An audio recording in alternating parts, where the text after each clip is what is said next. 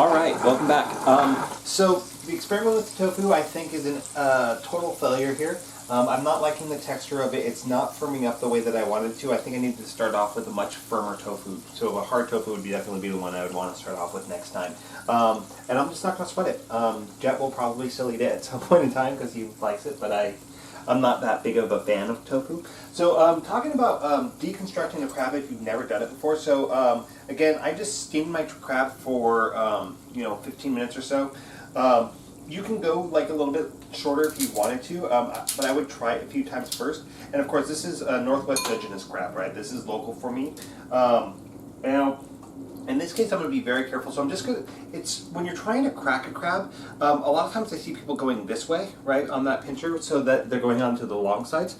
But actually, if you go into the long sides, right, like that, you're actually going to get more breakage, and it's going to fall apart easier. And I'm not going deep with this. I'm actually trying to be very controlled about it as I'm going down, just to kind of break that apart nice and even there. Okay, and so your club is going to be some of the more celebrated meat that people are definitely going to want. And I'm using a big bowl to collect my shells, right? And I break it apart. Now, really, that's all there is to deconstructing the crab. There is a note. So first of all, if you are cooking for somebody who is Chinese or Japanese or Thai or whatever, it's a very good idea. And just because, and this is kind of a story from when I was working at Wild Ginger, was that, which is a Asian restaurant in downtown Seattle. Nutcrackers, this is a little trick I have there, pop it out, is that the dishwashers and whatnot really loved the white people that would come into the restaurant, and the reason for that is because white people generally will not eat the what a lot of Asian people will consider the best part of the crab, the delicacy of it all. And so when you take your crab, here, I'm going to take off the legs really quick, and you open it up, what you're going to find in here are a few things. So this yellow gunk in here, that's the delicacy. That is considered the best part of the crab to a lot of people that are from the East.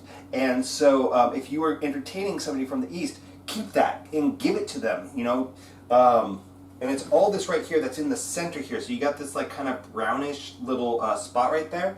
That part we'll get rid of, or we'll use. But I'm just going to scoop it out into the head right here, because that's a good way to present it, especially since I'm going to continue to work in the thorax here.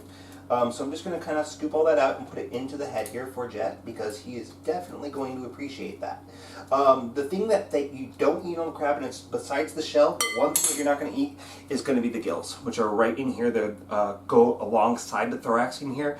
I don't know that they necessarily are going to hurt you. It's just they're not particularly pleasant to eat. So for me, like, I've tried this. I'm not a huge fan of that yellow substance in there. It's decent. It's got a decent flavor, but the texture is a little bit gritty for me, and I don't like it as much. But definitely, like, find out if somebody that's coming over is a fan of it, because you're definitely going to want to keep it, and they're going to appreciate it if you do. So, just a little fun fact there. So I'm definitely going to put this into the fridge, and I'm going to serve that head to Jet when he gets home.